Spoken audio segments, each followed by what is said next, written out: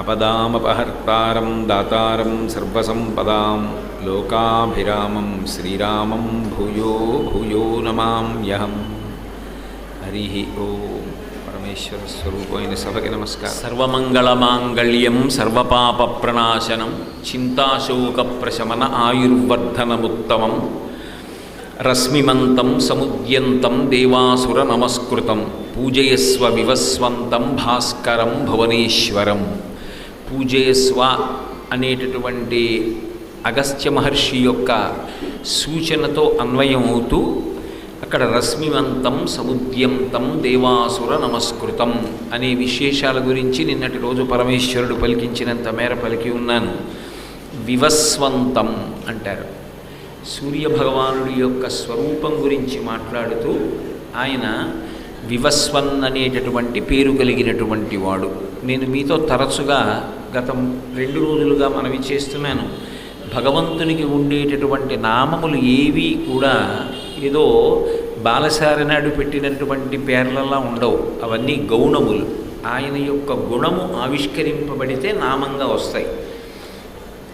వివస్వన్ అనేటటువంటి మాటకు అర్థం ఏమిటంటే ఎవరి తేజస్సు అన్ని తేజస్సులను కప్పివేయగలదో, ఎవరి తేజస్సు సమస్త భూతజాలముని కూడా కప్పివేయగలదో అంత గొప్ప తేజస్సు కలిగిన వాడైతే వివస్వన్ అని పిలుస్తారు.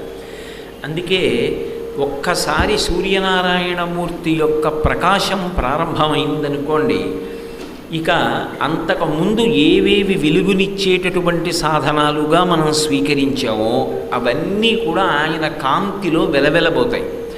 ఉదాహరణకి నక్షత్ర మండలానికి అంతటికీ కూడా రాజుగా చెప్పబడతాడు చంద్రుడు.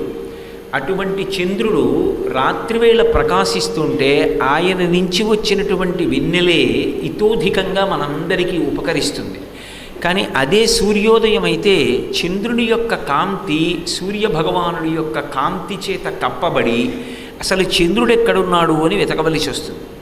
మన ఇంట పెట్టినటువంటి దీపం ఏదైతే ఉందో అది సూర్యుని యొక్క కాంతి చేత కప్పబడిపోతుంది. ఇక అసలు దీని కాంతి ఏమీ ఆ కాంతి ముందు పనికిరాదు. ఇది ప్రత్యేకంగా కొంత కాంతిని ఇస్తోంది అనేటటువంటి విషయం కూడా స్పృహలోకి రాదు.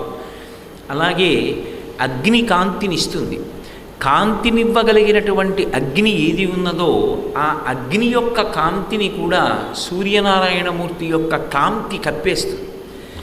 ఇది కాక ప్రతివారి యందు కొంత కాంతి ఉంటుంది. ఆ కాంతి క్షీణించిపోయిందనుకోండి, మృత్యుదశ సమీపించేస్తోంది అని గుర్తు. అవసాన దశకి చేరిపోతున్నాడు అని. అందరిలో ఉన్నటువంటి తేజస్సుల్ని కూడా ఆయన తేజస్సు కప్పేస్తుంది. అంత గొప్పగా అన్ని తేజస్సులను కప్పగలిగినంత గొప్ప తేజస్సు కలిగినటువంటి వాడు, అటువంటి కిరణ సముదాయం ఉన్నవాడు.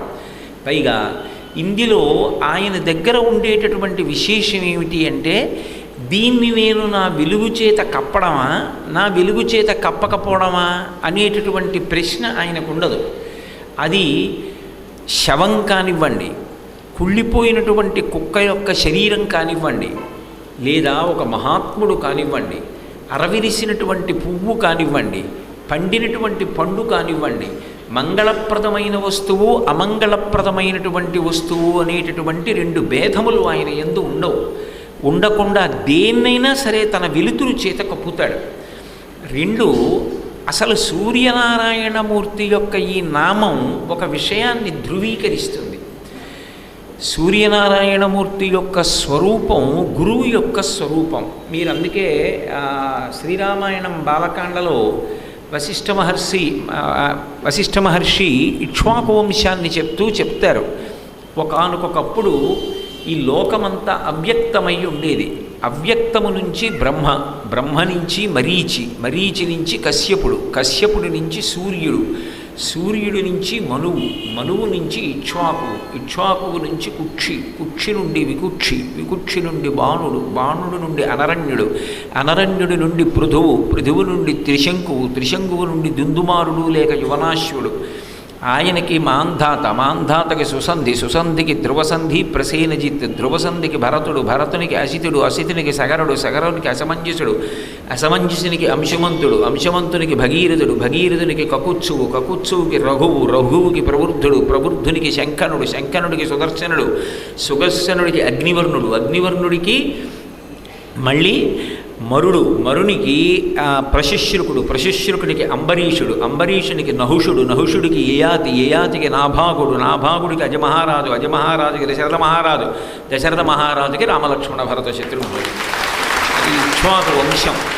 ఆ ఇక్ష్వాకు వంశంలో ఈ అవ్యక్తమైనటువంటి ప్రపంచంలో మొట్టమొదట అవ్యక్తము నుండి వచ్చినవాడు బ్రహ్మ.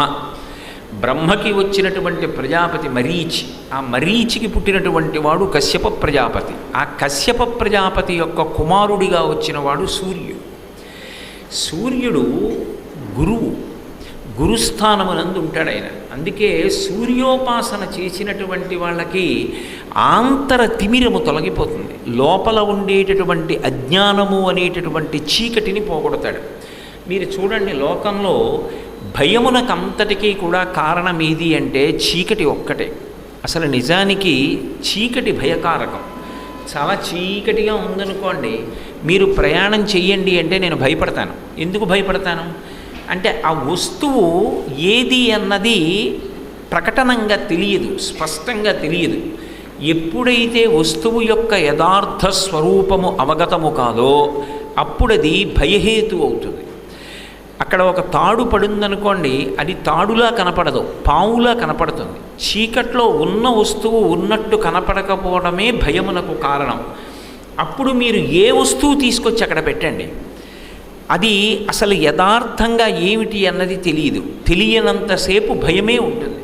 నేను ఏదో నా దగ్గర ఉన్నటువంటి ఆదిత్య హృదయం పుస్తకం పట్టుకొచ్చాను అనుకోండి, అది పామో తాడో తెలియదు. నేను చదువుకుంటున్నటువంటి చదువుకి సంబంధించిన ధ్రువపత్రాలు పట్టుకొచ్చాను అనుకోండి, ఏమీ తెలియదు.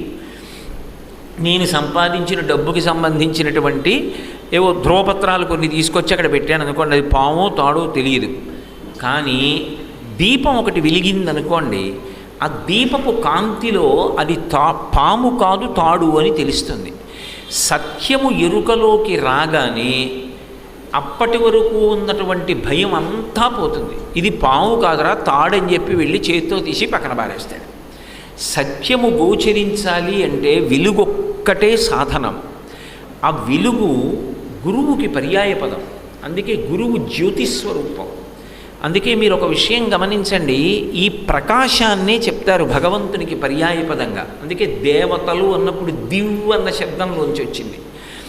వాళ్ళు కాంతి, ఆ వెలుతురికి సంకేతాలుగా ఉంటారు.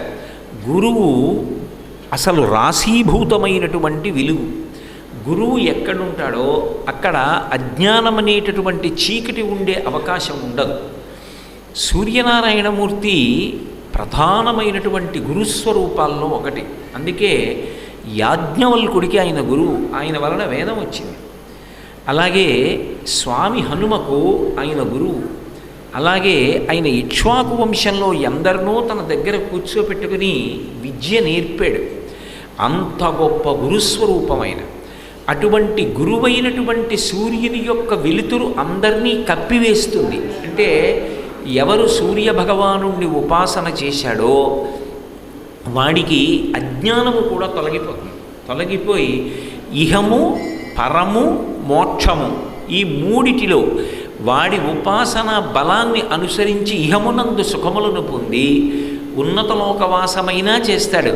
లేదా ఆయన అనుగ్రహం కలిగి ఈ జన్మలోనే అజ్ఞానము ధ్వంసమైతే ఇక మళ్ళీ పుట్టవలసినటువంటి అవసరం లేనటువంటి మోక్షానికైనా వెడతాడు. అందుకే మీరు ఆదిత్య హృదయంలో చూస్తే ఆయన వెలుగుకి సంబంధించినటువంటి నామాలు మారి మారి వస్తూ ఉంటాయి. అన్ని నామాల యొక్క స్థూలార్థము కిరణముల యొక్క ప్రస్తావనతో ఉంటుంది. అన్నీ వెలుగుకి సంబంధించి ఉంటుంది. కానీ ఆ వెలుగు మాత్రం అన్ని వేళలా ఒక రకమైనటువంటి భౌతికమైన వెలుగు కాదు, అనేకమైనటువంటి విషయాలకు అది కారణమై ఉంటుంది. కాబట్టి అది ఒక గురుస్వరూపంగా కీర్తింపబడేటటువంటి వెలుగు. అన్నిటినీ మించి వివస్వన్ అన్న మాట చేత ఆయన వసు అంటే ఐశ్వర్యములకంతటికీ కూడా, సంపదకంతటికీ కూడా ఆయన కారణమై ఉంటాడు.